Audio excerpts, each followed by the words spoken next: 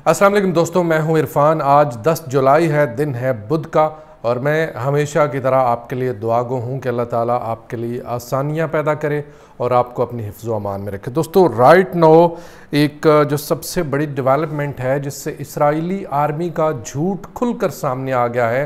पहले भी कोई शक व शुबे की बात नहीं है कि वो आदाद व शुमार के बारे में बहुत ज़्यादा झूठ बोलते हैं, लेकिन अब इनके अंदर के सिपाही उन्होंने बाकायदा से ख़त लिखा है, और ये ख़त इंजीनियरिंग बटालियन के एक फ़ौजी ने लिखा है, जो कि मेजर जनरल रिज़र्व अफवाज के मेजर जनरल इशाक ब्रिक उन्होंने मंजर आम पर वो लेकर आ गए हैं। और उसमें उन्होंने बताया कि किस तरह से जो रेगुलर आर्मी है वो किस तरह से झूठ बोल रही है।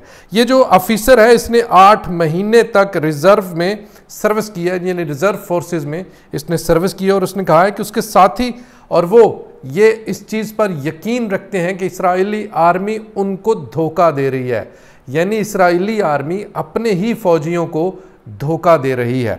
और उसके साथ ही साथ वो कहते हैं कि आर्मी ये कैसे कह सकती है कि उन्होंने 300 फाइटर्स को मारा है, यानी 300 हमास के फाइटर्स को उन्होंने शहीद किया। ये दावा है इसराइली आर्मी की तरफ से।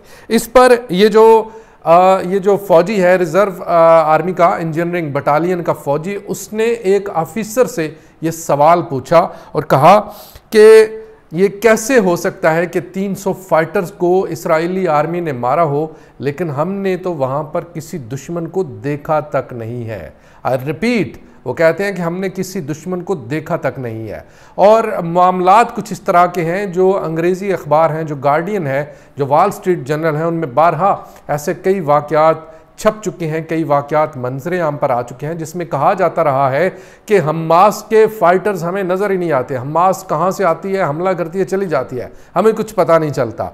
तो यही बात ये फ़ौजी कर रहा है, कहता है कि हमने तो देखा ही नहीं है, तो कैसे मुमकिन है कि 300 लोगों को मार दिया गया और हमें पता ही न चला हो। और इसके बाद ये कहते हैं कि मैंने एक ऑफिसर से ये बात पूछी कि आर्मर्ड बटालियन के ये जो जितने भी दावे हैं, क्या आर्टिलरी फायर की वजह से इनकी डेथ हुई है?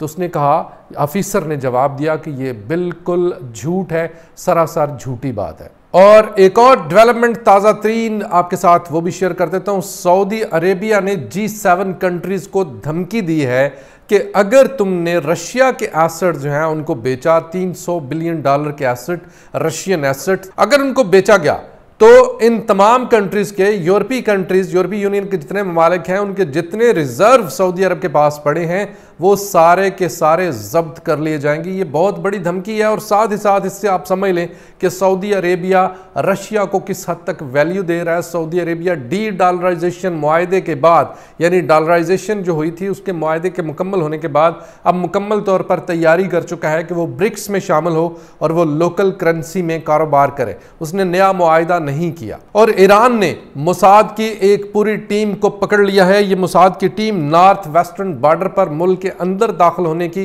कोशिश कर रही थी, और इसमें इनके पास छोटे धमाका खेज मवाद वाले ड्रोन्स जो थे वो वहां पर मौजूद थे, जिनके जरिए क्योस फैलाया जाना था, दहशत गर्दी फैलाई जानी थी। लेकिन ये तमाम की तमाम टीम मोसाद की ये सारी की सारी पकड़ी गई है। ईरान के फौजियों ने इनको पकड़ लिया है।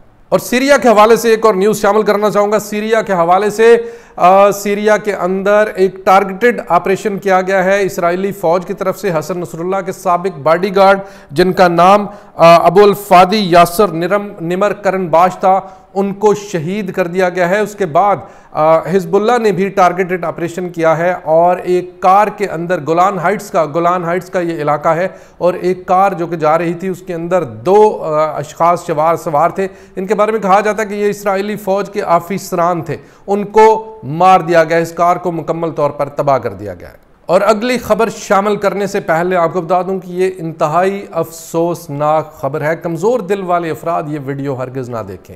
आपके सामने इस वक्त वीडियो में एक नौजवान नजर आ रहा है। ये फ़लस्तीनी एथलीट है, इसका नाम है मुआज़ उबायत। अब इसी एथलीट की आपको ये बड़ा सेहतमंद चाको चौबंद नौजवान नजर आ रहा है, लेकिन अब इसी मुआज़ उबायत की एक और वीडियो आपके साथ मैं शेयर करने लगा हूं, ज़रा ये भी मुलाहिज़ा कीजिएगा।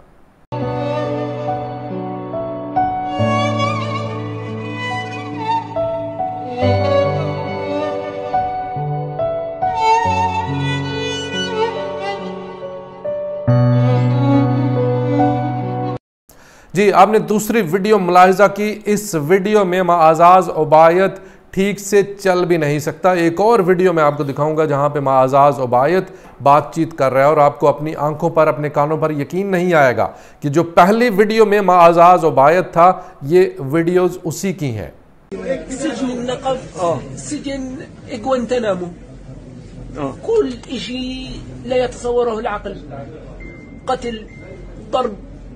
جوع فقر مرض 2000 أسير أمراض مزمنة جدا أمراض قوية جدا وضعهم سيء جدا لهم الله أنا فرقتهم على اليوم لو متنا مع। आपने ये भी वीडियो देखी, इसमें माअज़ाज़ उबायत बातचीत करने की कोशिश कर रहा है। इसमें बता रहा है कि इसके ऊपर किस तरह से जुल्म हुए। माअज़ाज़ उबायत को निजीव सहारा, वहां पर एक कंसंट्रेशन कैंप है जो कि जिसे जहां पर तशद्दुद किया जाता है, वहां पर रखा गया था। माअज़ाज़ उबायत कहता है कि ये कैंप ग्वांतानामो बे से भी ख़तरनाक है। यहाँ पर लोगों को इतने बुरे तरीके से तशद्दुद किया जाता है, उनको मारा पीटा जाता है, उनको भूखा रखा जाता है, उनको अज़ियतें दी जाती हैं। अज़ियत की हद यहाँ पर ख़त्म है। वहाँ पर लोगों के पास खाने पीने के लिए कुछ नहीं है, वहाँ पर लोगों को बीमारियाँ लग चुकी हैं, उनका ट्रीटमेंट वहाँ पर कुछ नहीं है। माअज़ाज़ उबायत के ये अल्फाज पूरी दुनिया के अंदर जाने चाहिए। और ये मैं आपको ये कोई ढकी छुपी बात नहीं है। आप जानते हैं कि जो यरगमाली हमास की कैद से रिहा होकर गए, उनका न सिर्फ वो चाको चौबंद थे, बेहतरीन थे, उनकी सेहत बड़ी अच्छी थी, बल्कि वो उन्होंने वापस जाकर बताया भी, उन्होंने कहा कि हमास वालों ने हमारे साथ बड़ा अच्छा सलूक किया। तो दिस इज़ द डिफरेंस। इस डिफरेंस को पूरी दुनिया के अंदर आपको फैलाना चाहिए, आपको बताना चाहिए कि इसराइल क्या है, ज़ियोनिज़्म क्या है। और इस एक वीडियो से, इस एक वाक़े से आपको ज़ियोनिज़्म का, ज़ियोनिस्टों का पता चल चुका होगा। और पता आपको ऑलरेडी पता इसके बारे में था भी, लेकिन ये वाली जो चीज़ है, ये इसको फैलाना अब आपके ज़िम्मे है। और गुज़िश्ता रात वंस अगेन गजा के लोगों पर बहुत भारी थी। गजा के लोगों को कहा गया कि दीरुल बला चले जाएं, वो महफूज इलाका है। और जब ये लोग दीरुल बला पहुंचे तो रात 2 बजे के बाद वहां पर मैसाकर, वहां पर कत्लेआम शुरू कर दिया गया। अब तक की ताज़ा तरीन इतलात के मुताबिक कमो बेश 60 से ज़्यादा लोग वहां पर शहीद हो चुके हैं और इन लोगों को बदतरीन बमबारी का सामना करना पड़ा है। और वहीं पर आपको बता दूं कि इराकी रेजिस्टेंस ने एक और हमला किया है। इसराइली पावर प्लांट, ओरोन पावर प्लांट इसका नाम है, हदीरा शहर के अंदर। और इसके ऊपर पहला हमला नहीं है, इसके ऊपर इससे पहले 8 जून को भी हमला हो चुका है और इसमें बड़ा भारी नुकसान पहुंचने की इतलात हैं। दूसरी तरफ आपको बता दें कि हैब्रियो मीडिया ये रिपोर्ट कर रहा है कि 5 हेलीकॉप्टर गजा से जख्मियों और लाशों को लेकर वापस कुछ हॉस्पिटल्स में आए हैं। इन हॉस्पिटल्स के नाम भी बताए गए हैं। इशी लोव हॉस्पिटल है, शिबाइल मशमूर हॉस्पिटल है और बी लेंसन हॉस्पिटल है। इन हॉस्पिटल्स के अंदर इन हेलीकॉप्टर्स ने लैंड किया और बड़ी तादाद में जो इसराइली फौजी हैं वो इन ताज़ा तरीन वाक़यात में उनके मारे जाने की इतला है।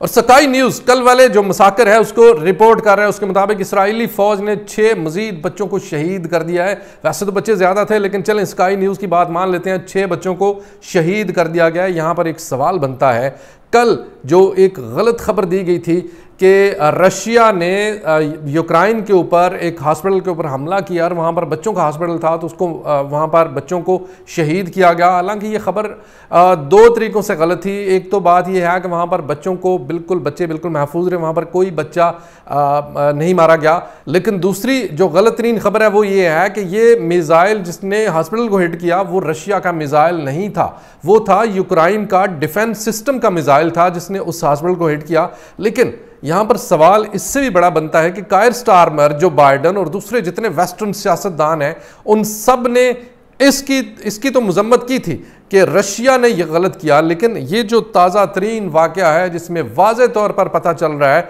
स्काई न्यूज़ बता रहा है कि 6 शहीद हो गए हैं, 6 बच्चे शहीद हो गए हैं। तो इनके बारे में एक लफ्ज़ तक कायर स्टारमर, जो बाइडन, कोई वेस्टर्न सियासतदान कहीं से आपको नजर नहीं आएगा। और आखिर में आपको बता दूं कि बरतानिया ने बाकायदा तौर पर ऑफिशियली इजाजत देती है यूक्रेन को कि वो बरतानवी हथियार रशिया के खिलाफ इस्तेमाल कर सकता है। कायर स्टारमर जो ही वजीर आजम अनाउंस हुए हैं तो उनके ऑफिस से इस तरह की न्यूज़ आना शुरू हो गई हैं। दोस्तों, ये थी इस वक्त तक की कुछ ताज़ा तरीन अपडेट इसराइल पैलेस्टाइन जंग, मशरक़ वुस्ता की सूरत हाल और पूरी दुनिया से अहम तरीन खबरों के मुताल्लिक वीलॉग। वीडियो कैसी लगी कमेंट सेक्शन में राय का इज़हार ज़रूर कीजिएगा और वीडियो को ज़्यादा से ज़्यादा शेयर करना मत भूलिएगा। खुदा हाफिज़।